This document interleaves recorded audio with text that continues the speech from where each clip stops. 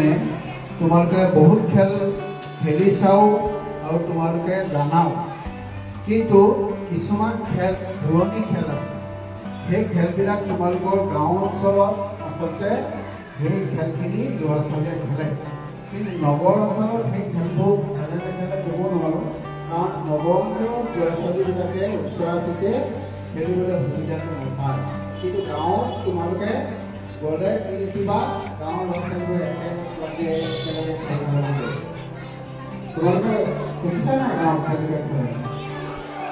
আমাৰ একতা বনায় আৰু আমাৰ কি হয়, শৰীৰৰ শক্তি আৰু আমাৰ শৰীৰৰ যিবোৰ লাগে অংশবিলাক সঞ্চালন হৈ শৰীৰ বৃদ্ধি হোৱাত সহায় কৰে। খেলে শৰীৰ বৃদ্ধি হোৱাত সহায় কৰে। কেইটা কৰোঁ মই? খেলে একতা বঢ়ায়, শৰীৰ বৃদ্ধি হোৱাত সহায় কৰে আৰু কি কৰে, মনৰ আনন্দ বঢ়ায়। আনন্দ বঢ়ালে মানুহ বহুত আমি কি হয় কৰিব পাৰে। তোমালোকে চোৱা, আমি বহুত পঢ়া শুনাও কৰিব লাগে, আমাৰ লিখা পঢ়া কৰিব লাগে, তাৰোপৰি আমি বিভিন্ন কামো কৰিব লাগে। তাৰ মাজত যদি অকণমান খেলোঁ আমি ৰিলেক্স পাওঁ। ৰিলেক্স মানে কি বাৰু? শান্তি, প্ৰশান্তি পাওঁ। সেই প্ৰশান্তিয়ে আমাৰ মগজত কি কৰে, আমাৰ ভিটামিন অৰ্থাৎ মগজৰ আমাৰ শক্তি বঢ়ায়, কিবা শুনাৰ ধৈৰ্য বঢ়ায়।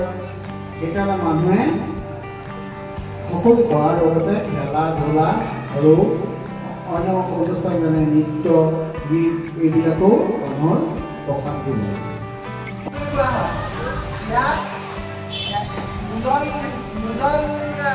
খেলুৱৈ থাকে, দুটা পক্ষৰ খেলুৱৈ থাকে, দুটা পক্ষৰ খেলুৱৈ 16টা গুটি থাকে।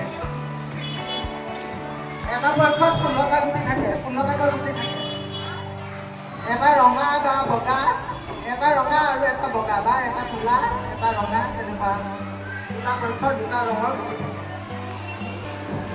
দুটা পক্ষৰ প্ৰথমতে এই মাজৰ লাইনটো তোমালোকৰ খালী হৈ থাকে। প্ৰথমতে তোমালোক এজনে গুটিটো লৰাব লাগিব। প্ৰথমতে লৰাব লাগিব। এইটোৰ পৰা এইটোত বা দিব পাৰা, এইটোত দিব পাৰা, এইটোত দিব পাৰা, আছে যাব পাৰিব দেই।